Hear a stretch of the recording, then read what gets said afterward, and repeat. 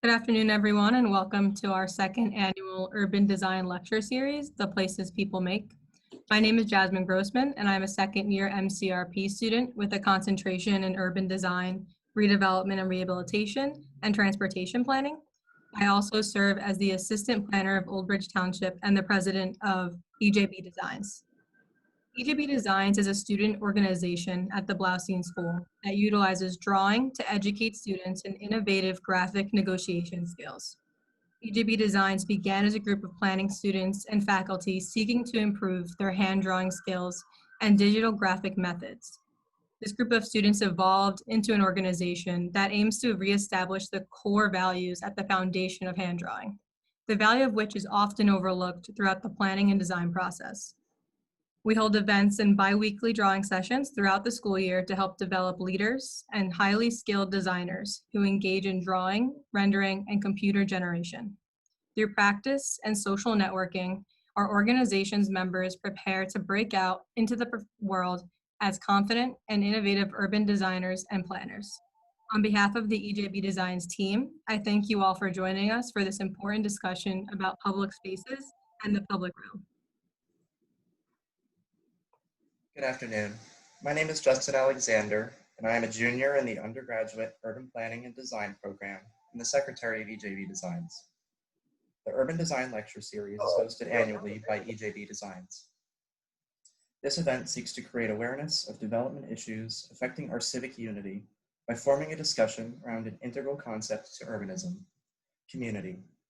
Today, for our second annual lecture series, we examine the impact of public spaces on our changing communities 50 years after William H. Whyte's pioneering study of New York City's urban life. In our first lecture series last year, we opened a discussion about the goals of urban design and its ultimate impact on communities. We specifically focused on the influence that design has on providing equitable access to quality living and to various areas of a city or place. Urban design is often used to generate designed value, and it is used to substantiate citizen buy-in, promising a better quality of life, a stronger tax base, and more opportunities. But for whom is value designed? Extending this question about design's impact on community, this lecture series focuses on the design and influence of public spaces in our communities. Today, we honor the legacy of William Whyte's significant contribution to our profession. His study of human behavior in newly developed public open spaces helped bring awareness and discussion of the issue of design and the resulting use of public space. He discovered successful and unsuccessful places. The findings revealed human adaptations to these spaces, which were often built without intention. The spaces he observed were simply complying with city incentives to build more public spaces in the city. The study helped us see how evidence-based information can inform design ideas with anticipated benefits to our citizens. This was 50 years ago. Today, we face new challenges. To make things more complicated, there are two realities we need to contend with. One is, in our minds, temporary, the pandemic reality, and the other is the back to normal reality. It seems that in the past 20 years, people flooded our public spaces, and the demand for outdoor spaces grew to the point that we spilled into our streets. What now? How do we design our public spaces? Similar to Whyte's discovery over 4 decades ago, the sociability of public spaces is telling us something. We are discovering new evidence in social behavior. There are new dangers, as well as rediscovered benefits. There is more to public spaces in a city or a place than just randomly distributed spaces. The design of the public realm brings new promise to our social environment and is open to a significant study on human behavior. We are interested in knowing more about the movement of people through public space and semi-public spaces. We have found in our studies with students and in our projects at Bloustein that our public spaces allow for the adaptation of new populations. We seek to explore and learn more about the use, the need, and the implication of having a well-defined public realm. What we can take away from this discussion is an understanding of how we approach the design of our public spaces. What we need to be concerned with and cognizant of is how we may be constraining it too much to allow adaptation to a space to occur. And with that said, we are very pleased to have Professor Garvin join us today as our featured speaker. Professor Garvin is the expert on the public realm. He is the author of several books and book updates on planning, urban policy, and the design of cities. He has worked with and for the City of New York as Deputy Commissioner of Housing and City Planning Commissioner, and was the Vice President of Planning, Design, and Development for the Lower Manhattan Development Corporation from 2002 to 2003. For over 54 years, Professor Garvin has taught and continues to teach highly popular management and development classes at Yale. Welcome to Rutgers and the Bloustein School, Professor Garvin. We thank you for being here.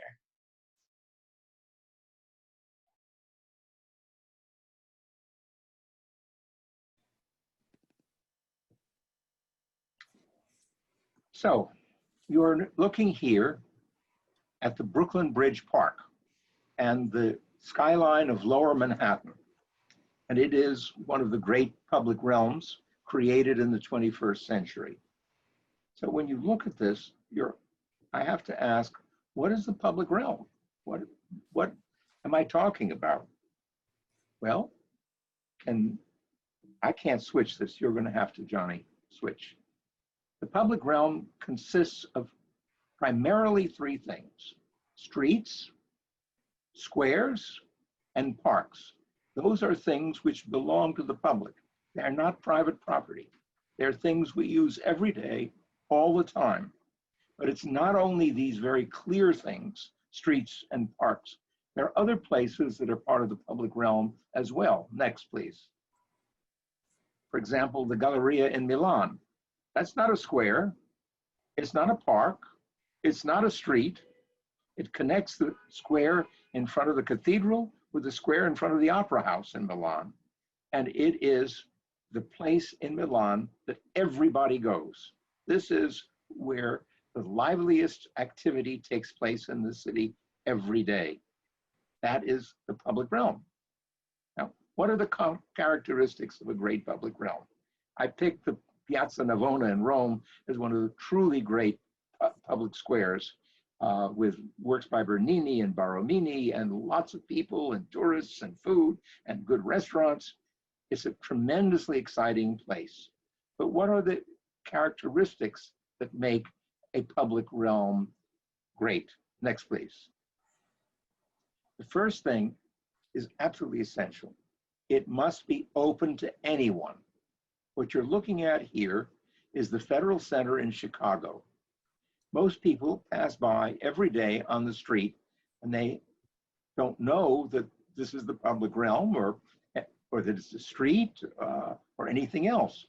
It is the setting for several federal buildings. It is a place where the Calder sculpture stands, and it's a place that people go by every day and they think it belongs to them, and it does.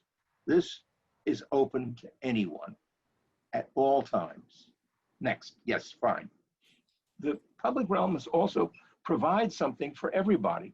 This is Bryant Park in Manhattan. And if you look here, you will find people of every age, every ethnicity.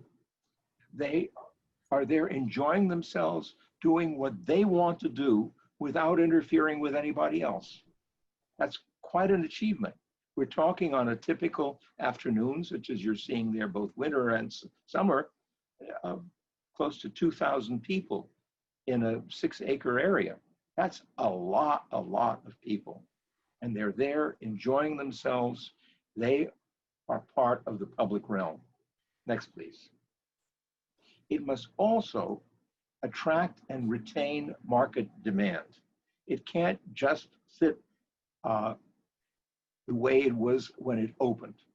These are 3 images of Kentnerstrasse in Vienna. It's the main shopping street of the city.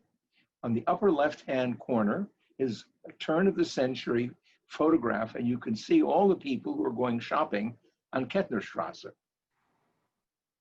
3/4 of a century later, the lower left-hand corner, You can see the street has been eliminated. It's now only for pedestrians. The staircase that you see there goes down to a subway, which was added underneath. And this has now become a much more complicated part of the public realm. And at night, as you see on the right-hand side, there are no private vehicles. The public vehicles arrive after midnight, and they are there to clean the streets, pick up the garbage, and leave before the street reopens in the morning. In other words, it has to be a public realm that attracts people, that is the market, and continues to attract them at all times of the day and over many years. And as you can see, this street has been the main shopping street of Vienna for more than a century. That is a very important part of the public realm, that it continue to be part of the daily life of that city. Next, please. And then it must provide a framework for the urbanization of the city. You're looking here at 3 images of St. Petersburg in Russia. The center picture that you see there shows 3 red lines on streets, on Nevsky Prospect, on Gorokhovaya Ulitsa, and on Voznesensky Prospect. Those 3 streets terminate almost at the river. You can see they come together in a V-shaped place. That V-shaped place you see there on the left, it's the tower of the Admiralty spine. You can see it also at the end of Nevsky Prospect on the right-hand photograph. Now, why is this important? Well, the city of St. Petersburg didn't just happen, and it didn't grow naturally. It was the desire of Peter the Great to open Russia to the West. And St. Petersburg was not only going to become the capital of the country, it was supposed to be the window to Europe. And the window to Europe went by sea in those days. We didn't have airplanes. And the roads were much too difficult and they took too much time. The water was the way you went. And so the Admiralty was the centerpiece of this water-based city. And the Tower of the Admiralty is what everything focused on. And it was the structure and the framework around which the city developed. Next, please. Second thing that you need, rather the third thing, is also to sustain a livable environment. I know most of you talk about sustainability all the time, but the public realm has to be sustainable, and it must help to sustain the rest of the city. And one of my favorite examples you see here on the left.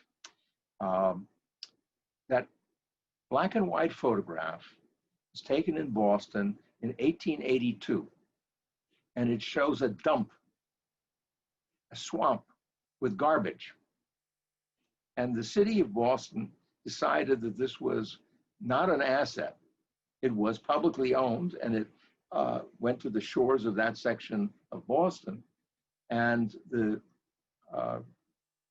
city decided that they were going to create a Parks Commission, and the Parks Commission wanted to have a park, and they invited the most famous park designer of the time, Frederick Law Olmsted, to come and work on this. And he said, no, he wouldn't do that. He said, you understand, this is a better place for the sanitation commissioner. This is a dump. That's where you have garbage. He finally agreed to judge a competition on the redesign of the area, which included the Fenway, which you see in the upper right-hand corner, and a 6-mile-long waterway, which went from the Charles River, you can see it in the lower left-hand corner, and it extends past the Arboretum and the Jamaica Pond, all the way to Franklin Park, 6 miles.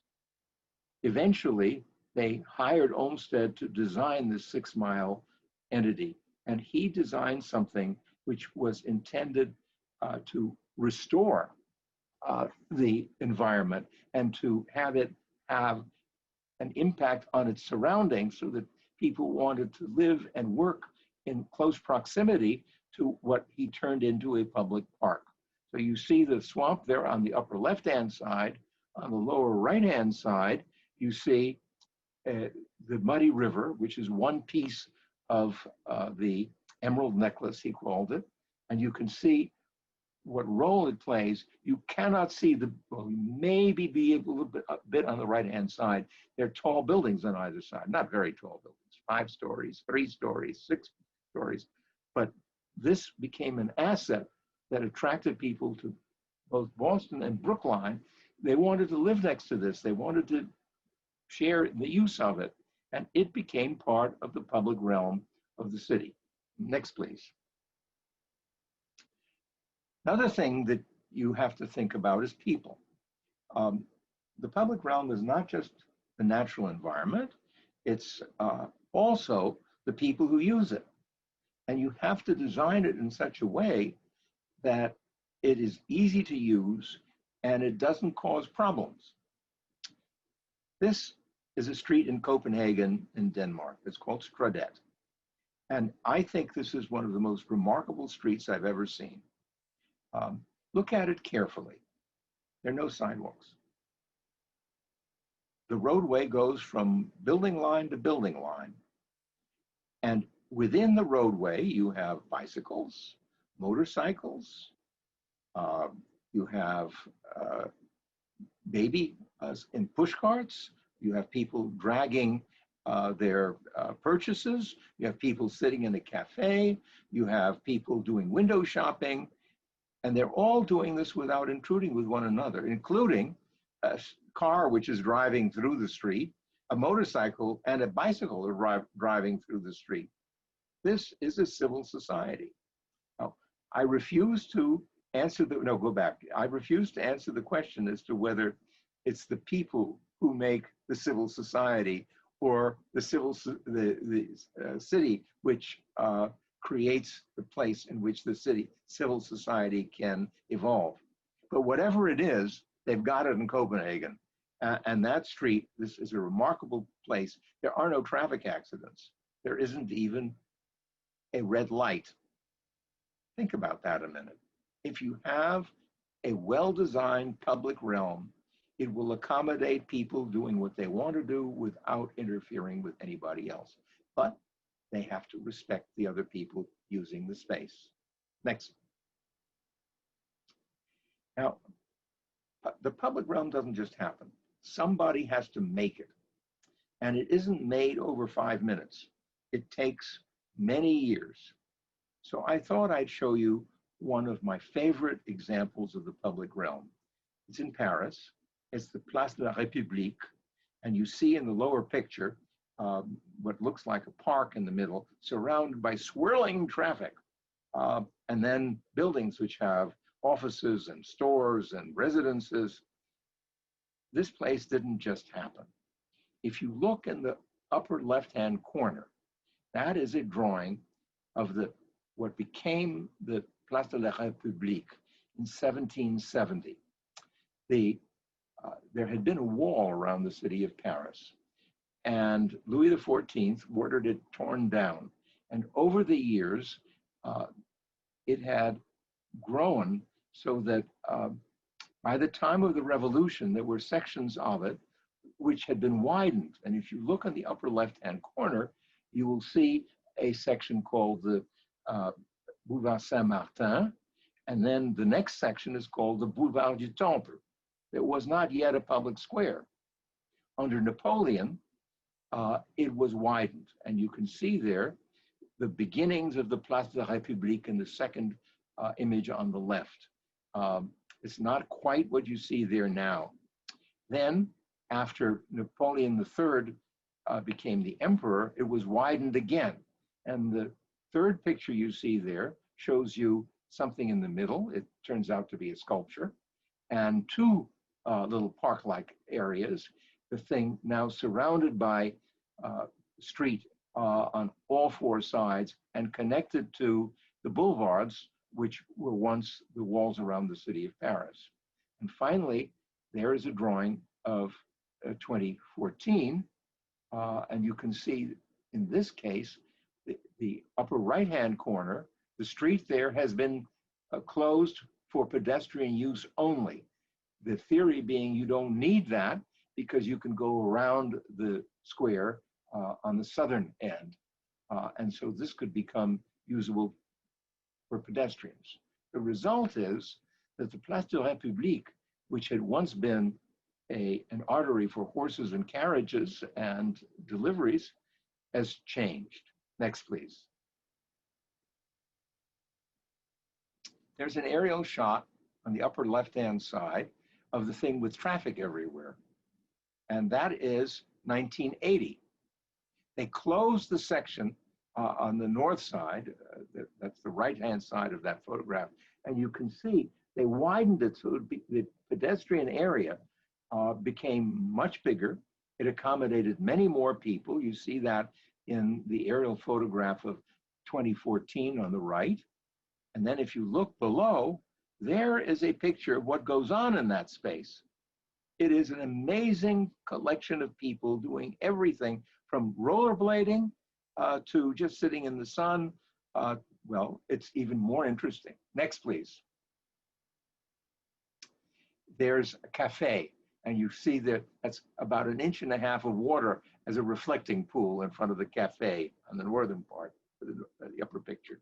The next one, that red box, that's a place where children store toys. So there's toys that children can come and take out, and they're sitting there on a towel and a blanket and playing with toys which come from the red box that you see in the middle picture. And there on the bottom is a demonstration going on in the same square, a group of Africans that are demonstrating for the liberation of their home country. All of this going on in the same place. And the key to a great public realm is to be able to accommodate all these people doing what they want to do without interfering with anybody else. Next, please. So I thought I would show you something more contemporary and much closer to home. Although it's not New Jersey, you're now in Texas. And in the United States, as you know, motor vehicles are a major factor in our cities. This is Dallas, Texas, a photograph I took in 2009. And you can see running through the middle of it is a depressed highway. That highway, an interstate, is called the Woodnall-Rogers Freeway. And it divides the uptown section, which is nearer to the bottom of the picture, from a residential area on the other side of the highway. The highway is pretty big. We're talking about 6 lanes of moving traffic, plus a divider, plus service lanes and everything else. And it is something you have to cross on the way from downtown, which is at the bottom of the picture, into the Midtown residential area that you see in the distance there. City of Dallas decided that this was a barrier and they needed to close the barrier, especially because they started to create a cultural center, which you see in the lower part of that aerial photograph.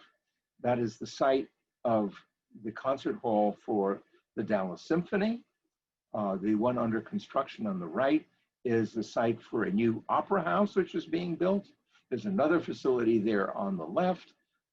And they wanted to create a public realm to tie that to the neighborhoods on the other side of the freeway. Next, please. And so they covered over the freeway and they built a park on top of it. And let me show you what that allowed the people of Dallas to do. Next, please. There is the Woodnall Rogers Park. It's Clyde Warren Park. It's sitting on top of the highway. You're there, you don't know there's a highway underneath there until you get to the next traffic lane, which goes over the freeway. And then you find out that you're part of a city which has heavy traffic. Next, please. There is a plan of what they built, and it has everything you can imagine in it. It has playgrounds for small children. It has areas for the handicapped. It has food trucks. It has restrooms. It has gaming tables. It has a lawn to run on. It has cafes and restaurants, and it is heavily used. I knew nothing about this park until about 4 or 5 years ago. One of my students told me about this park. I had been to Dallas, but before the park had been built. And so for Thanksgiving weekend, after Thanksgiving on Friday, I flew to Dallas to see this park. And I stayed at a hotel nearby, designed by Philip Johnson. Do we go backwards, please? One more backwards. One more. You see the upper right-hand corner there, there's those 3 roofs in gray. That is a hotel designed by Philip Johnson, and I stayed there. And as soon as I checked in, I walked the blocks to the new park. Let's go forward again 3 or 4 slides to where I left you. And I got there. Now, this is the Friday after Thanksgiving. It's called Black Friday. It's when everybody goes shopping for Christmas presents around the country. So I go to the corner there. Next, please. And this is what I see. They're supposed to be shopping. They're not shopping. These are people who have come from all over the city to go to the cafe, to go to the park. And I was stunned. I didn't expect this at all.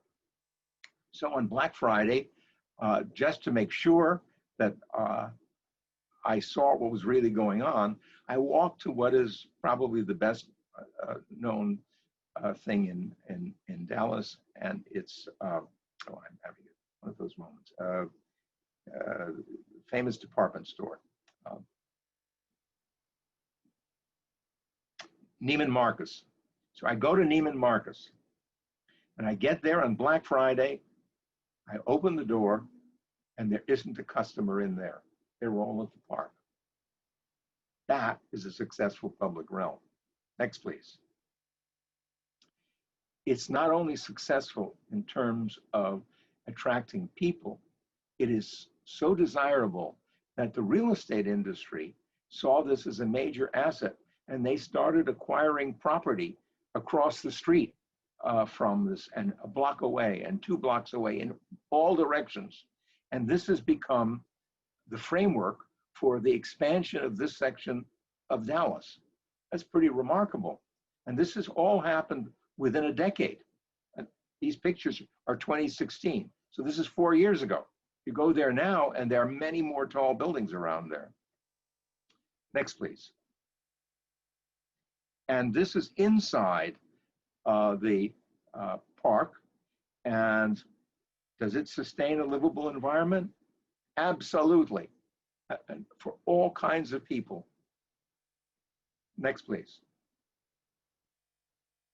And it nurtures a civil society. You've got all these people, different ages, different backgrounds, different ethnicities, all using the park at the same time. And when you have a well-designed public realm, it's something that allows people to come together and to, in fact, participate in a civil society.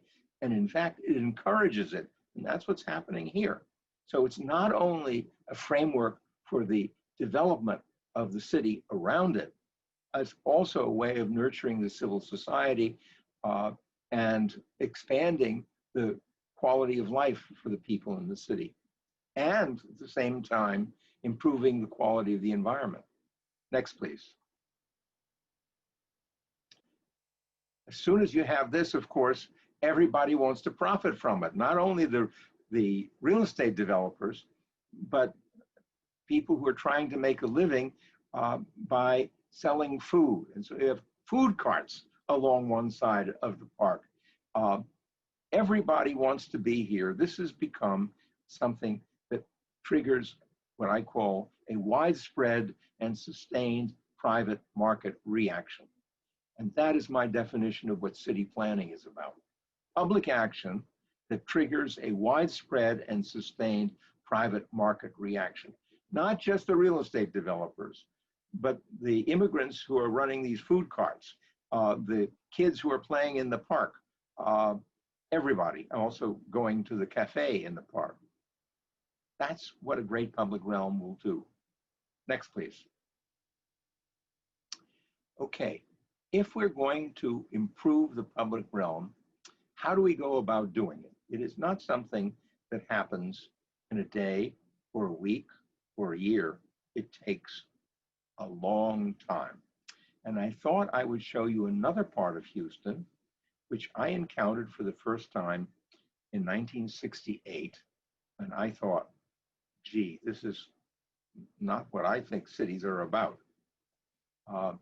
I didn't have a camera with me at the time, but the next time I was in Houston, which was 1974, I took this picture. Next, please. Well, no, sorry, the one after. You can see. Go back, sorry. No, one forward. You see that red line there? That was something called Post Oak Road. And it existed already in the middle of the suburbs. That's an aerial photograph of 1961. And you can see some major roadways going out into the suburbs in yellow. And you can see the federal interstate highway system being introduced into this landscape. This is 1961. And as you can see, it's little houses, little boxes, little boxes, little boxes, all the same. As the song goes, there's a red one and a pink one and a blue one, and they all look just the same. And I looked at this and saw the interstate highway, and I thought, yuck, this is not the way a city ought to look, not the way a city ought to develop. And you can see here, 1978 is another aerial photograph. I took neither of these. And you can see there are some high-rise buildings along what was once known as Post Oak Road. One of them, the one that goes east-west, is part of something called the Galleria. I'm sure those of you who have been to this part of Houston have been to the Galleria. This became a major retail destination for people even coming from South and Central America. Next, please. There's my photograph of 1974. There's Post Oak Road. There in the distance is the Galleria. And the Galleria was an air-conditioned shopping mall, several stories high. There's some photographs of the Galleria on the right-hand side, and you can see the evolution of what I thought was going to be the typical suburban shopping complex, isolated from the rest of the city, on a major urban arterial that has no room for people. I was wrong. Next, please. It started to change. There's a photograph. There's the one I took in 1974. There's one in 1995. The roadway has been widened. There are now trees on either side. There are these arches, which are street furniture announcing something special. You will see that not only are there sidewalks on either side, but there's greenery. There are all sorts of places. There are new office buildings coming up. And there you see below in 2014, there's the Galleria, the Neiman Marcus I told you about. Look at what happened to Post Oak Road. It's now Post Oak Boulevard. It's got all these live oak trees on it, and they're growing. And there's green grass, and there are sidewalks. And imagine when I went there in 1974, there were no sidewalks. And I thought, this is the disaster that's happening all over the country. It turned out I was wrong. This wasn't a disaster, and it wasn't like everything else in the country. This is becoming what I think is going to be the grandest boulevard in the United States, as I will show you. Next, please. That I took from the top of the hotel on top of the Galleria. You notice Post Oak Road is now Post Oak Boulevard, and it is the setting for high-rise buildings of all kinds, for retail activity. The width of Post Oak Boulevard, you can see it's got the island down the middle. It's got 3 or 4 lanes of cars on either side. And then it has parking areas and 1- and 2-story buildings for retail consumption. And this is still a place for motor vehicles. The public realm here is not really for pedestrians, at least not yet. And in 2014, this was the 17th largest business district in the United States. Does that sink in? The 17th largest business district in the United States. That means more important than downtown Memphis, or more important than downtown Portland. This is a big deal. There's 23 million square feet of office space by then, that's 6 years ago, 5 million square feet of retailing, 7,000 hotel rooms, 3,400 apartments, and 180,000 people live within 3 miles of Post Oak Boulevard.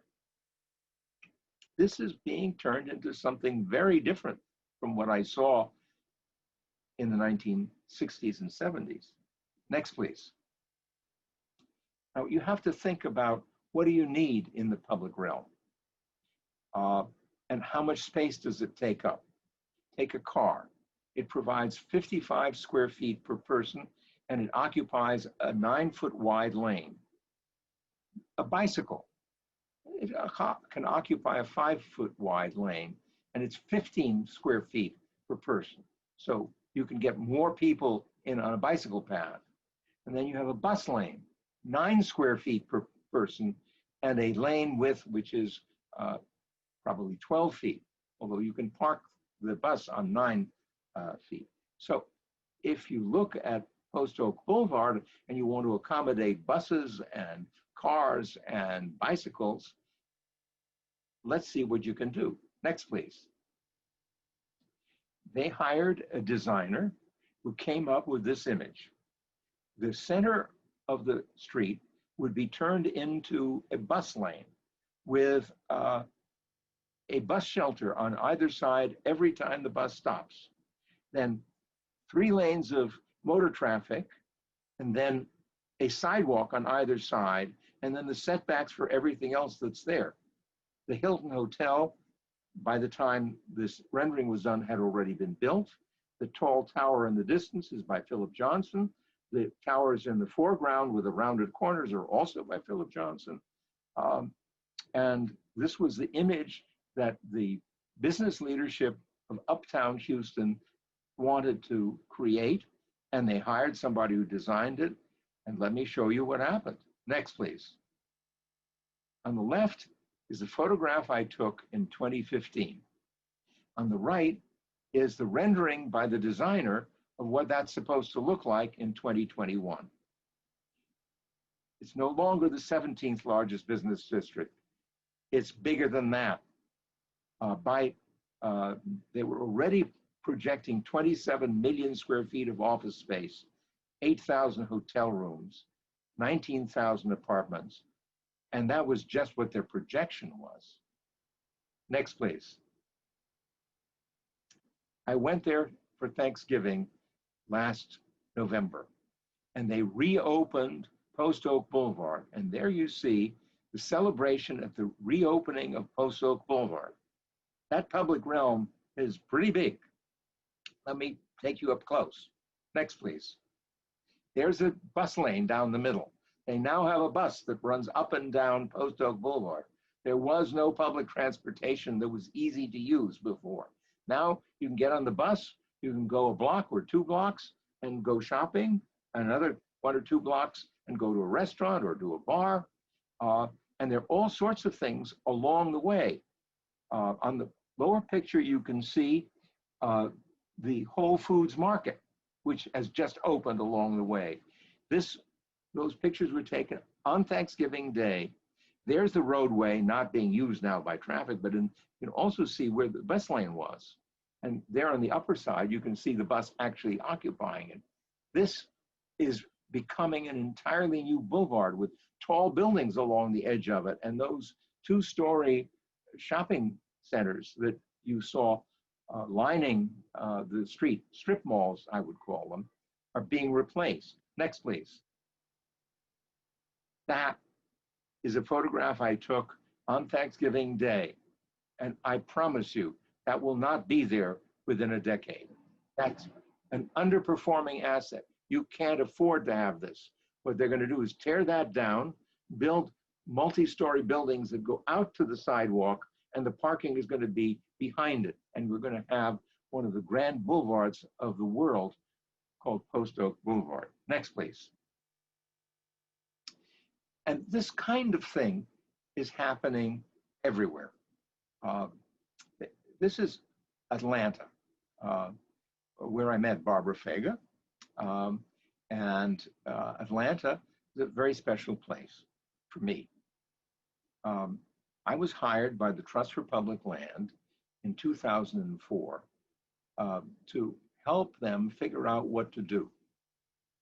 The percentage of parkland in Atlanta in 2004, you can see on the graph on the right, it's 3.8%. In San Francisco, it's 19.8. In Washington, 19.3. It surprised you. In New York, it's 18.9. And in all those cases, it's greater now because we're nearly 2 decades later and we've acquired, say in New York City, we now have the Brooklyn Bridge Park, which didn't exist then. We have the park along the Hudson River. We have all sorts of new places because we keep adding parkland. Well, the Trust for Public Land asked me, how do we get parkland into Atlanta, which is a built-up city? You can see it there in the photograph I took that very year. So I went up in the helicopter. Next, please. And I saw some rather remarkable things. Barbara and I actually went to the Bellwood Quarry when I last saw her in Atlanta 6 months ago. That I saw from the helicopter, and I said, gee, that would make a great park. You'd go swimming in the water. And I kept looking at the edge, and there's all this green space not being used. What much of it was what had been a rail line that had been used 25 and 50 years ago that was now out of use. Next, please. So I discovered there is 2004, 3 pictures where the rail line has been removed, where the rail yard has been, is still used, but is not very much a place you want to be, and then the place where it's been torn out. That could become an entirely new continuous park. And so, although you could see it was in separate ownership, the Norfolk and Southern Railroad, the Georgia Department of Transportation, and the CBX Railroad, those were all owners of part of the right-of-way. Some of it was being actively used, some of it was not used at all, and some of it was in inactive use. And I thought, well, why not turn it into a continuous public realm? And the Trust for Public Land thought it was a good idea. More importantly, the president of City Council thought it was a good idea. The mayor thought it was going to be a very good idea. And Barbara actually worked with communities around Atlanta to get support. And eventually the City Council passed a law to create a development corporation that could raise money to pay for acquiring the land to create the Beltline, it was called, the Atlanta Beltline. Next, please. And there's my plan for it. You can see there were a number of parks along the edges of it, which I thought could be connected, and this could make it a much more interesting park. We needed to acquire a lot of land. We needed to create the ability to have a continuous transit way eventually. At the time, nobody thought that was a real idea. Now people are beginning to think you can do that. You can see the 2004 proposal I made. Next, please. And we had to figure out how to pay for it.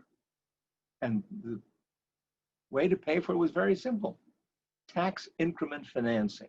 When you create something that people are interested in, they want to invest around it.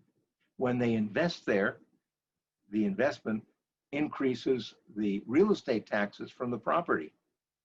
And we estimated that the increase in real estate taxes over 25 years would be enough money to pay for the bonds you needed in order to acquire the right-of-way, create the trail, develop the area around it and the open space.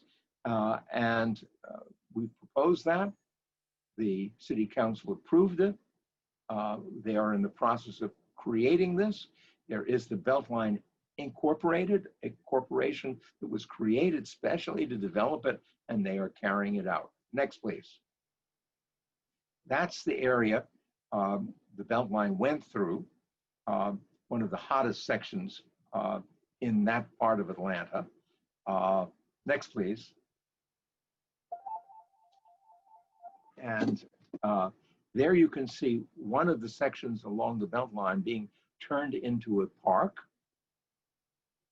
Next, please. And there's the park. And that is 10 years after the proposal was made. And it runs along the Beltline. There are more areas today than existed then. Next, please. And there you can see, once you create the Beltline, it attracts development. Not only the apartment houses that you see being built there on the right, but if you look at this map, it's a map that was made in 2013. We're talking about 7 years ago. Everything that you see there in dark gray is either a new building or a renovated loft that was being created along the Beltline. That is, go back please, widespread and sustained private market activity. That is what I described before as what city planning is.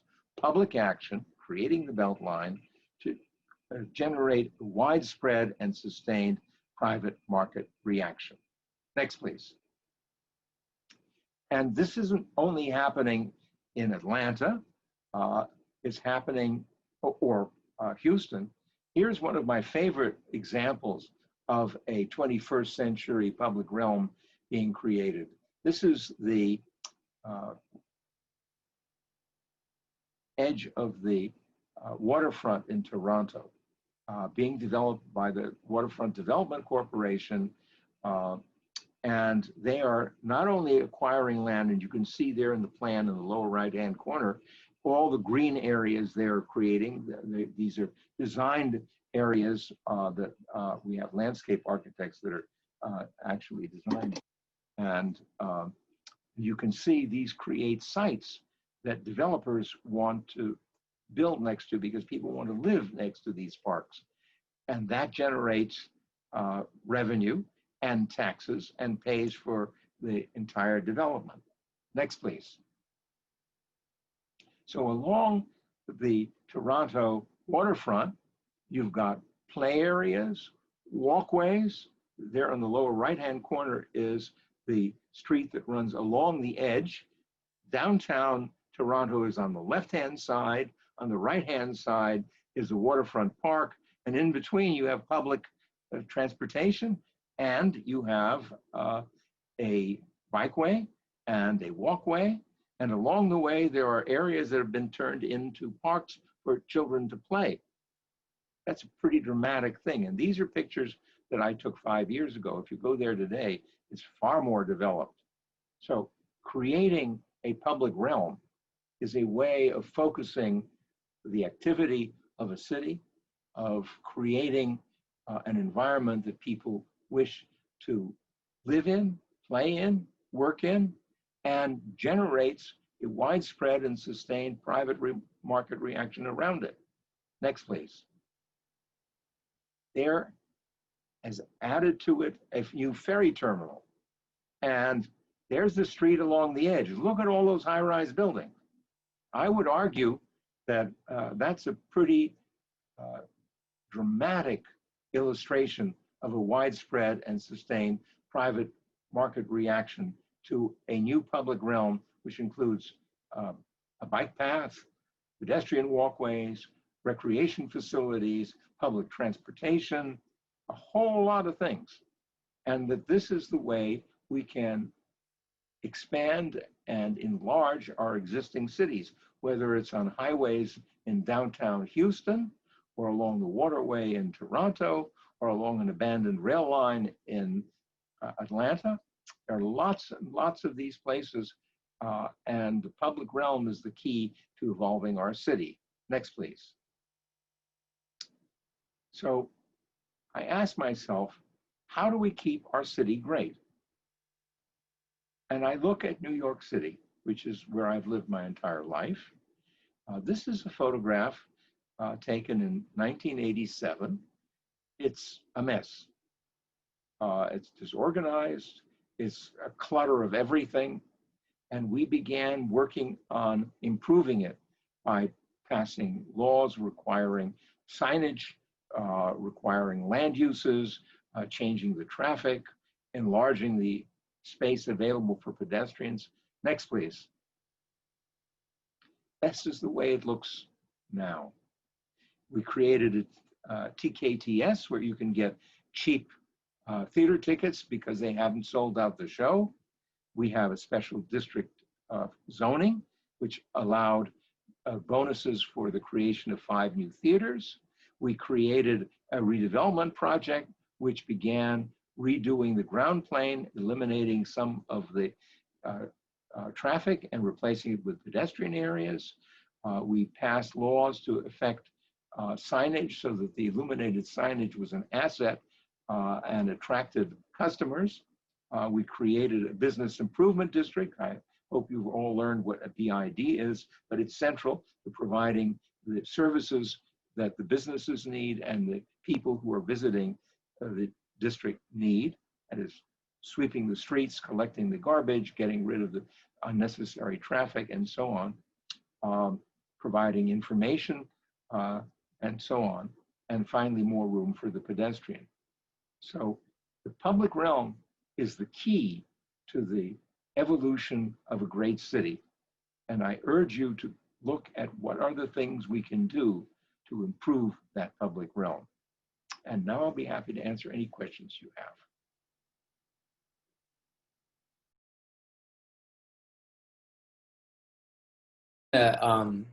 Stop sharing so we can all see each other and begin with the questions piece. All right, cool. So the next piece of this, we'll open this for questions. And the way that'll work is that we can drop questions in the chat in the order in which they come in. I'm gonna do my best to follow those. And I'll call on you and you can unmute yourself and you can ask your questions. I'll get us started though, if that's all right. Sure. So Professor Garvin, you're working on a new book, a Yes. guide to looking at the city, or ways of seeing the city, the art of looking beyond tourist destinations. Right. Could you tell us more about that new book? Yes. I think that when you go to a city for the first time, or whether you're going back to a place you think you know, you probably don't know how to look at it as a whole. And this is a book which tells you what are the things that you should do when you go to visit a city in order to get an overall understanding of it. Some of the things are, you might say, obvious. Get a map, walk with a map, go online, look up what are the sites that you might want to see. But don't go to the tourist destinations. Try to figure out what's going on in the city so that when you go to Dallas, say, you don't just go to the Dallas Museum of Fine Arts, you actually go to see that park that I showed. When you go to Atlanta, you don't only go to see where they opened the movie Gone with the Wind, you actually go to the Beltline and you walk along it and you see what's going on. In every city, there are things like that. And what I try to do is explain how you can find them. I have a chapter on visiting monuments, another one wandering in parks and gardens, another one that's about visiting monuments, and there are lots of different things. There's a chapter on streets, a chapter on squares. Going to see them and understanding how they work is very important. And I decided to write a book which would give you a guide to how do you go about going to see a square and a street and figure out how life proceeds in that city. And that's what the book is about. Fantastic, thanks. And so we have one person in the chat who said, if you could repeat the name of the book. And it's Ways of Seeing Cities, the Art of Looking Beyond Tourist Destinations. So be on the lookout for when that comes out. It's a few months from coming out, so, but it's written and done, and the 75 illustrations, mostly my photographs, are done. And we have a designer now laying out the book. It'll be probably a few months before you'll be able to get it. Awesome. So we do have a few more questions in the chat coming in. So the first one I have is from Alshima. Did you want to ask the question? I can ask it for you as well.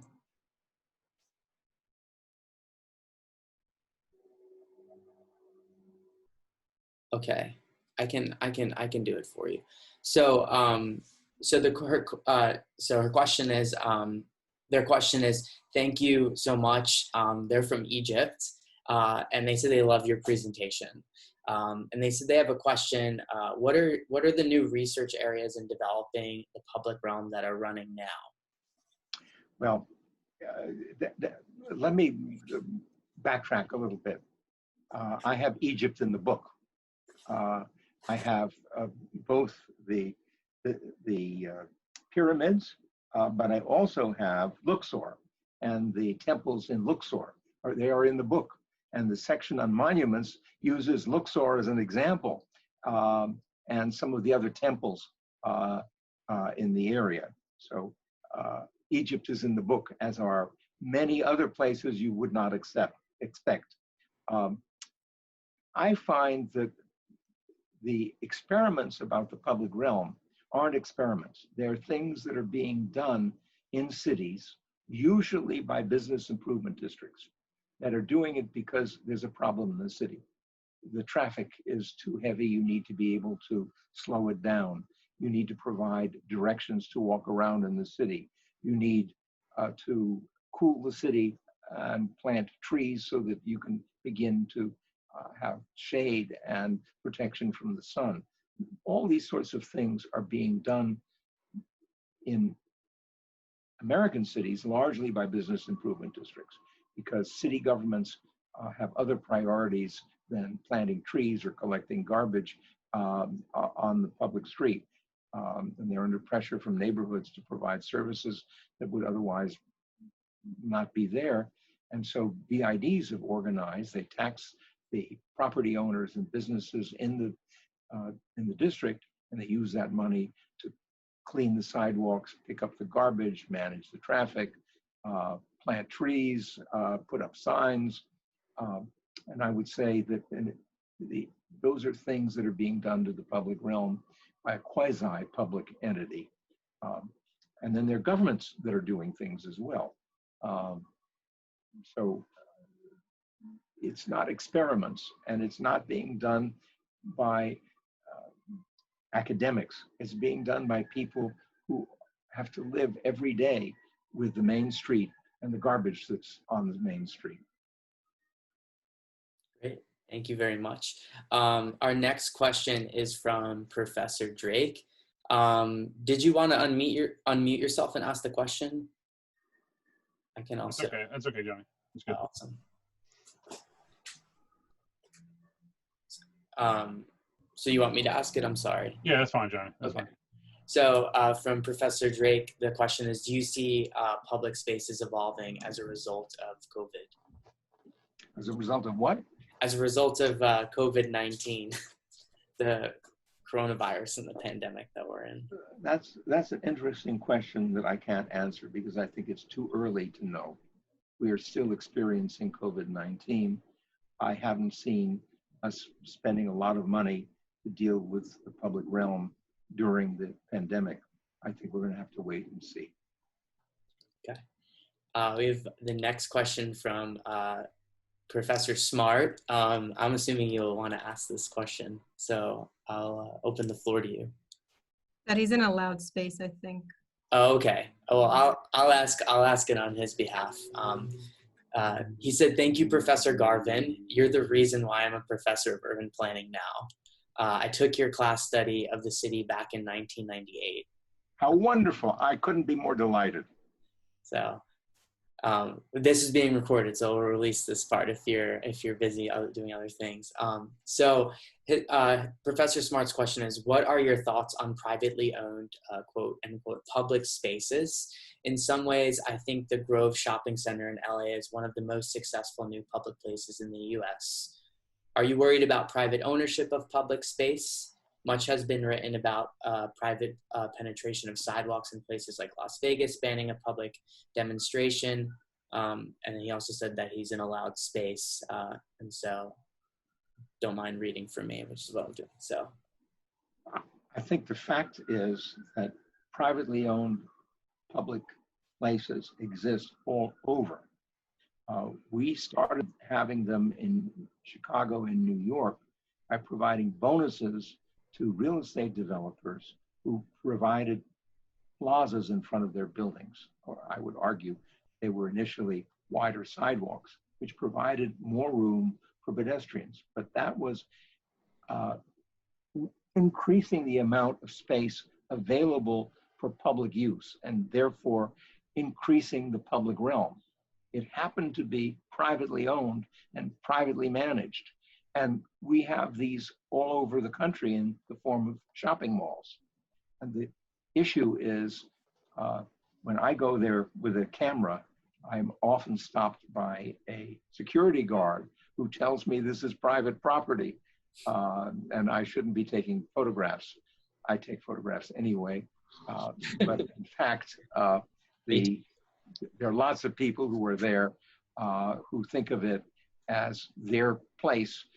Think of all of the teenagers who go for the weekend to have their recreation in the shopping mall.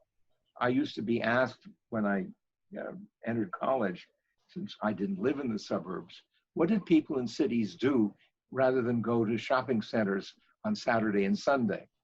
And I said, well, I don't know about other people, but I went to MoMA. And for those of you who don't know, MoMA is the Museum of Modern Art.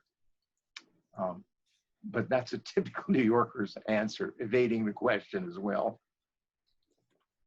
I enjoyed that answer very much. I can relate to getting yelled at for taking photos at Lincoln Center, of all places. Our next question is from Andrew Herrera. Andrew, did you want to ask the question or? Sure, yeah, I can ask it. Thanks for speaking with us, Dr. Garvin. I'm not a doctor. I'm a simple mister. That's always my assumption, so apologies, but thank you for speaking with us, I do Mr. have Garvin. 3 degrees, but I went to a place where they refer to people by their by Mr. and their last name. And I arrived freshman year at Yale, and nobody referred to anybody as professor. It was Mr. So-and-so. Interesting. I did not know that. Right. So then, Mr. Garvin, yeah, I was curious, like, does something different go into a space that becomes popular for tourists versus one that becomes popular with locals? Does it just have to do with outreach during the planning process, or do you think you can't really control who ends up using it? Well, I think the users are different, and the tourists use the public realm differently from the residents of the community. That's the very nature of the process, so that you need to have very different sorts of things available where you have high levels of tourism. For example, if you go to Times Square, not only do you have a great number of tourists, but you also have people from the city who are dressed up as Superman or Mickey Mouse, and they are trying to collect money or provide a photo op for people who are there. So you begin to have all kinds of people there. Then you have people that are selling various things that the passersby may want, whether that's candy or something else. You have lots and lots of people. One of the important things to remember is that the visitors don't know their way around. And so providing signage and instructions on how to go places becomes very important.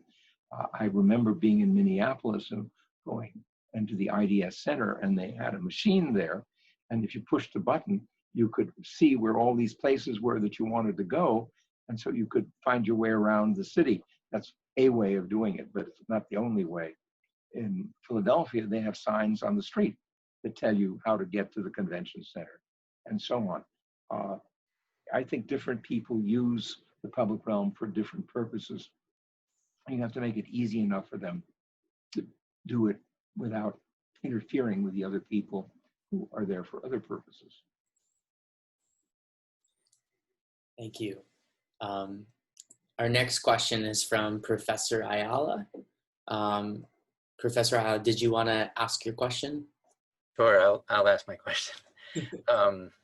Professor Garvin, thank you again for speaking with us. My question is, how much have you found there to be an influence from local culture or community values that are incorporated into the design of these public spaces? It very much depends on the community. There are places where you can see the impact, and it's very obvious. You travel in Italy or Spain, and you'll be able to see on the pedestrianized streets the kind of food that's being offered and available. It's a very different way of dealing with that pedestrian corridor than what you would find, say, in Minneapolis. It's not at all the same. That doesn't mean that you can't have a more elaborate version in Minneapolis. They have a set of bicycle paths in Minneapolis, which is remarkable. It's the only place in the United States that I think challenges Copenhagen and Amsterdam and the European cities that have a bicycle system. We have bicycle paths in New York, but nothing nearly as good as that. And what I find is that from city to city, that public realm changes in response to what the surrounding community is like and what they are looking for. And it does make a big difference who lives there and who's visiting there. I don't know whether that answers your question properly. Sure. Yeah, thank you. Thank you. Our next question is from Andrew R. Andrew, I want to see if you'd like to unmute yourself and ask the question. If I don't hear back, I can ask it for you. Okay. All right, I'll read the question in this case. Any thoughts on whether open streets programs in American cities brought on by COVID pandemic naturally lead to the conversation of roadways to pedestrian plazas? Well, we have seen that happen. And it's not only because of COVID-19. There are times where the use of a street by pedestrians has increased because of something happening in the street. I don't think that COVID-19 is the reason we had all these demonstrations back in March and April in our cities. But we had a change in the use of our streets. And in some cases, it lingered after the demonstrations. And I think that history existed in our cities before. I think of Cincinnati and the area over the Rhine. There was a street which had a lot of very poor people who lived there. It was where they had riots in 2004. And the city created a development corporation that started buying up the buildings there. And quite interesting, they bought up buildings that had bars on the ground floor and closed the bars. And the street began to change in terms of how it was used, because you didn't go there to have a drink anymore. And the kind of antisocial activity that had been fostered by people who were inebriated no longer existed. And now this is a very different kind of street. There are other places where, say in Soho, where we used to have warehouses, and now we have residents who live in converted lofts. And all of a sudden, the area that had been filled with trucks is now filled with people who go to restaurants. And as cities change, as the uses of the buildings change, what I find is the streets change with them, and the activity on the street changes as well. Thank you for that. I had my first dinner in Soho at Lure Fish Bar after 6 months of not going to New York City. So it was filled with people. So I appreciate that example. Our next question is from Jake Michael. Jake, I'll give you about 5 to 10 seconds to chime in and ask the question. If not, I'll ask it on your behalf.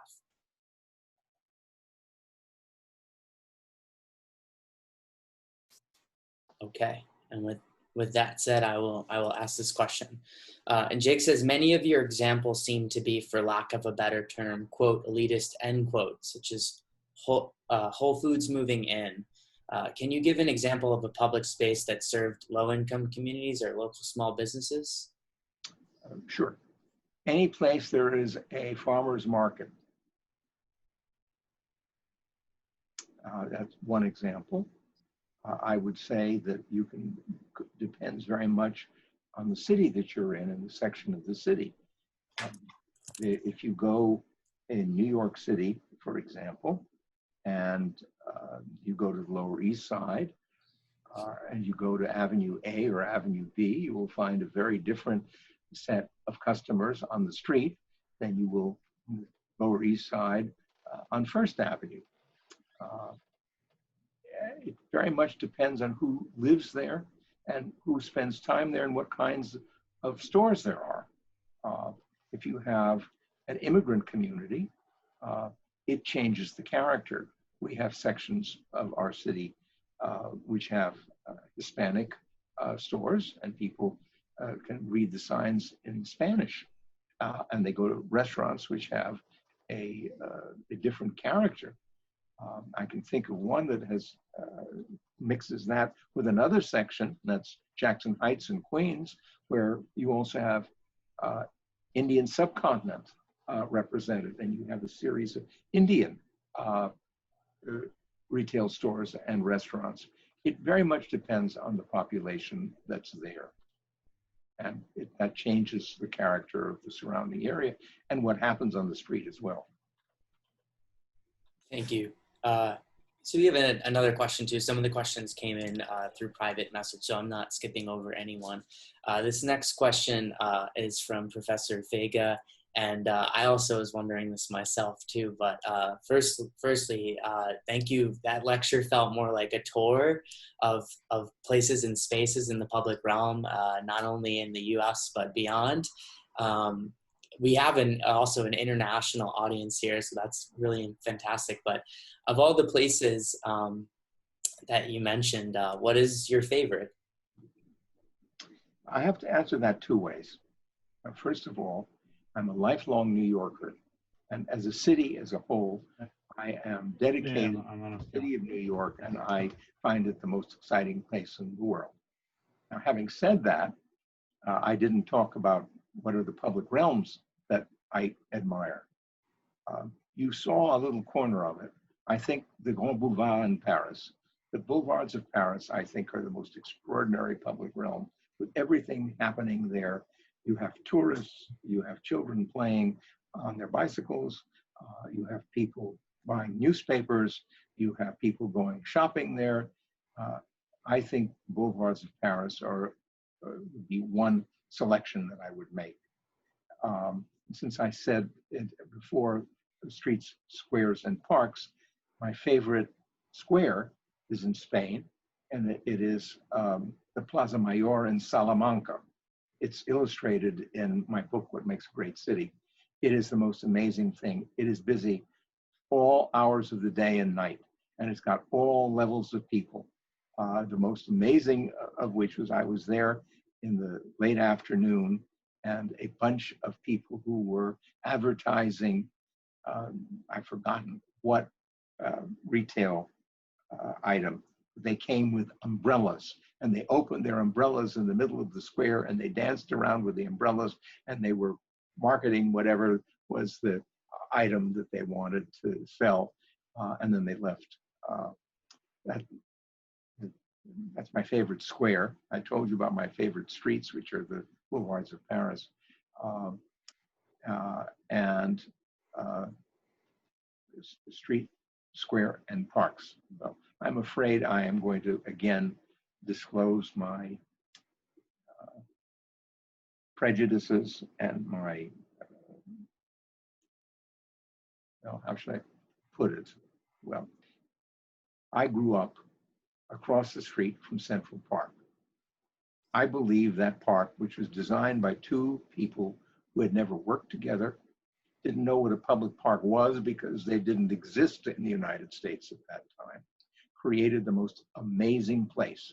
And if you go to Central Park in Manhattan on a Saturday, there are more than 250,000 people in that facility doing what they want, interfering with nobody else, and simultaneously enjoying themselves. It's a remarkable achievement. And although they designed a lot of parks afterwards, they were both Frederick Law Olmsted and Calvert Vaux really invented in America the public park, not the English or the French or the other European examples, but they were remarkable. I would say Olmsted in particular, I worship at the altar of Frederick Law Olmsted. But that park, Central Park, I go to every day. And the number of people there using the park for their own purposes without interfering with anybody else is astonishing. And it's especially true now that we have the COVID epidemic. I walk there for about an hour almost every day. There are literally hundreds of people in the park with masks. When they're jogging on the circumferential roadway, they're not with masks. You have little children and old people and everybody under the sun. That's my favorite park. Salamanca is my favorite square, and the boulevards of Paris are my favorite streets. Oh, if you ask me my favorite public realm, the Galleria in Milan, which I showed before. Thank you for that wonderful and very personal answer. Appreciate it. We have another question from one of my classmates, Malembe Dumont. Malembe, did you want to ask your question or would you like me to ask it? You can ask him. Thank you very much, Mr. Garvin. Well, I'm just gonna speak since I am here. My question was sort of like, until everyone is safe and secure in the public space, we shouldn't be speaking about cities for all because it's not real. How can we work towards cities with a public ground that does not persecute some of the individuals in our cities, but invite everyone to join and share in a safe space? Speaking, for example, about undocumented immigrants or Black communities or trans people that might not enjoy public spaces in the same way other people do. There are a number of ways of answering your question. The first, I would go back to the street that I showed in the lecture, Stradet in Copenhagen. The reason that you have the kind of world you were trying to create in Copenhagen has to do with the culture of Denmark. It is the product of the people and the way they live. Now, that's not something that continues everywhere. There are places that are real problems, either because of noise or climate or social conflict or any number of things. So I would say the second thing that you need to think about is, how do you make it easy for people to use the public realm without interfering with other people? And it's more than doable. You look at some of the streets in Europe that have been partially pedestrianized, and you will see that they're being used by large numbers of people. And even in the United States, where we were challenged as a result of the events of the last few months, where we had demonstrators on streets who were bashing windows, that was not something that was generally tolerated in most communities. It requires that a society that is willing to tolerate one another. And it also helps if you have things that make it easy for people not to interfere with one another. For example, if you have plenty of shade in the hot sections of the world, whether that's southern Spain or northern Africa, the shade makes a big difference. If you have enough room under the shade, then people aren't going to run out into the street. The other thing has to do with taking care of it. The thing that we learned with the business improvement districts in America was that by providing services, street cleaning, sweeping the sidewalk, collecting the garbage, walking along to provide security services for people so that you don't have pickpockets, and you can see the security personnel, does wonders. And therefore, providing the services becomes very important. And also signage that says, this is the way you get to the park, or this is the way you get to the railroad station, and so on. So it has to do with the society in which the public realm exists and the kinds of services which that society is willing to provide the public realm. It's not just the public realm. And yes, you can design the public realm so it's better or worse, but that's not all that you need to do. Thank you.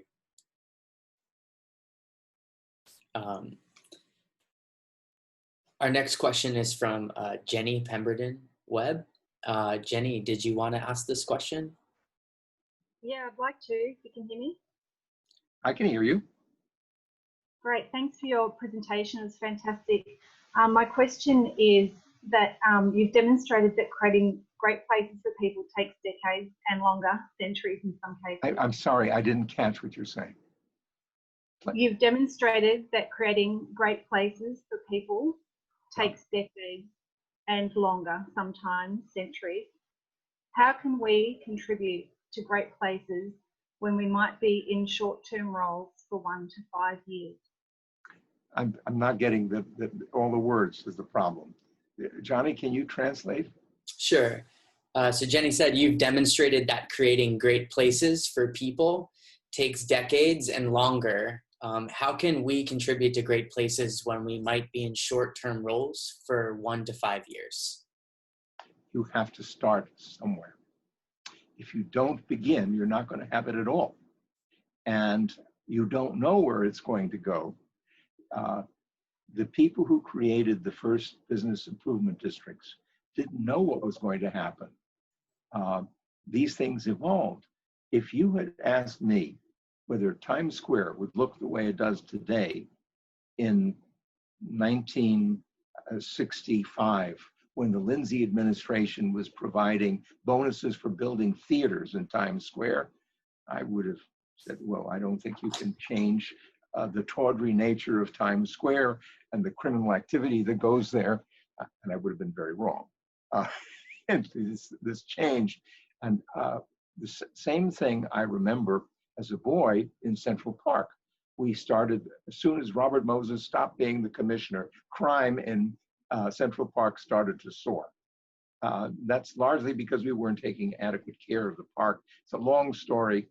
I've written about it in several books and so have other people. But the important thing was we were withdrawing money from Central Park. And eventually we created something called the Central Park Conservancy, which collected money, in many cases from wealthy people who lived around the park, and started providing the services.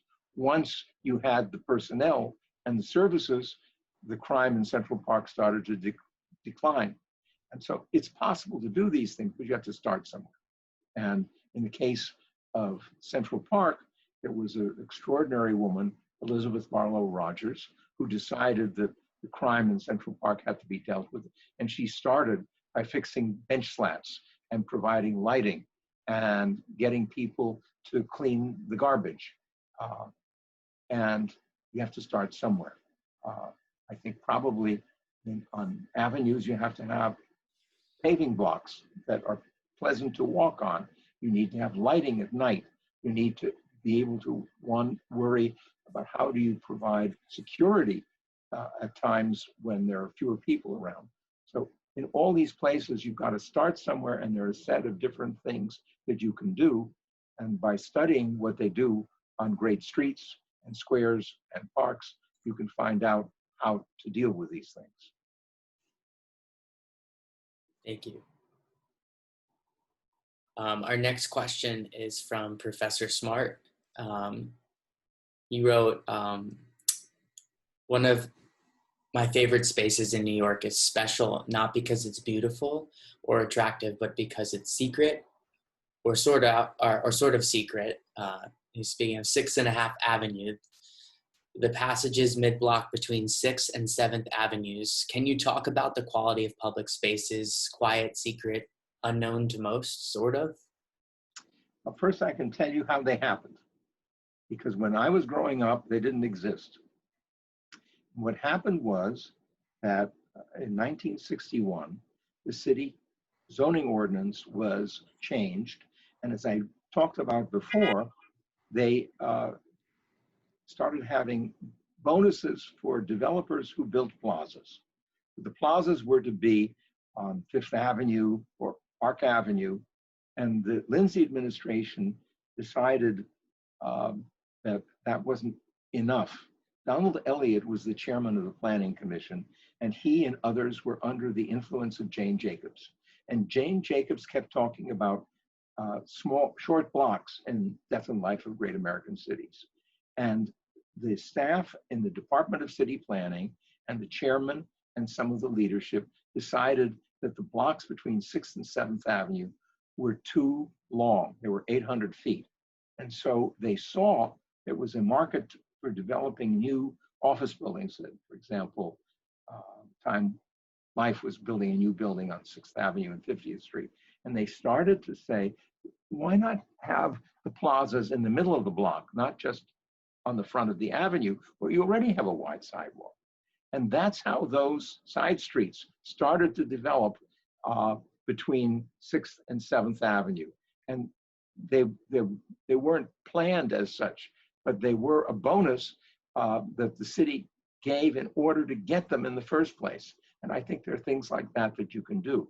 But you also have to know where the real estate industry is going to want to develop, because that's the only place you'll be able to get that open space.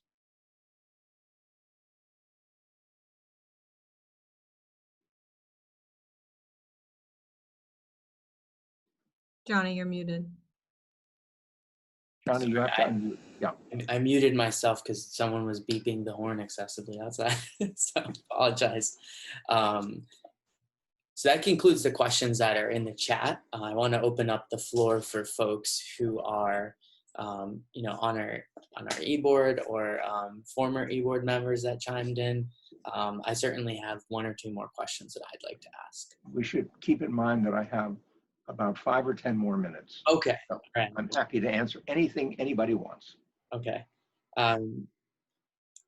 So I'll ask one final question, unless if Jasmine, Justin, Alex had any. So, what's the question? Mine's a very broad question. As a urban planning graduate student, for which there are many here, what's your advice to planning and design graduate students, just very broadly? Go out and walk. Walk everywhere. And do it in places that you know, and whenever you travel anywhere, go out and walk. You cannot see things from the car that you can see when you're walking. And go in and out of places along the walk that you're having. It's not just enough to walk down the pavement. Walk into a store walk into a theater, see what's there. And the most important thing in being a city planner is to know your city. And to give you an anecdote, when I finished the School of Architecture at Yale, I'd been in New Haven for some 8 years. And I moved back to New York. I thought I knew New York upside down and backwards, and I realized I didn't. So I started every weekend taking the subway to subway stops that I had never been to. And it took me almost 3 years to see all the subway stations I had not been to. And I would go there, get out of the subway, walk around to see what was there. At the end of that time, I began to know a lot more about my city. This winter, I learned that there was another city planner who used to do this. I read the biography of Ed Logue, who had been in charge of the redevelopment of New Haven and then Boston. And it turned out that when he was the redevelopment director of New Haven and had been appointed to Boston, he went every week to Boston and would go on the subway and get out at different subway stations and walk around. So that's my recommendation. Thank you. Well, with that said, and in the spirit of time, I want to thank you, Professor Garvin, for joining us today. On behalf of the EJB Designs Executive Board members, our faculty advisors, and all the folks at the Bloustein School of Planning and Public Policy, we want to thank you for taking the time for this absolutely fantastic lecture. I felt like I went on a little journey, which I needed certainly during these times. And to everyone who chimed in, to our international audience coming from all over the place, thank you so much for joining us today. We really appreciate your time and you joining us for this really wonderful lecture. Anytime that we have people who can ask these excellent questions and care as much as all of you do about your cities and how they evolve, I'm happy to come and talk and answer questions and help in any way I can. Thank you so much. In that case, we look forward to eventually having you back. Once again, I will be releasing this recording, this Zoom recording. So for those who registered, you'll receive that information. If you didn't, I'll drop my email in the chat. You can reach out to me and I will send that to you. And I accidentally sent that as a private message. So let me redo that. Well, thank you all very much. Yeah, thanks so much, everyone. And we have a second series coming up next week on the 14th. Do send me the announcements every week. And we will send that out to everyone. Thank you. Thank you, Mr. Garvin.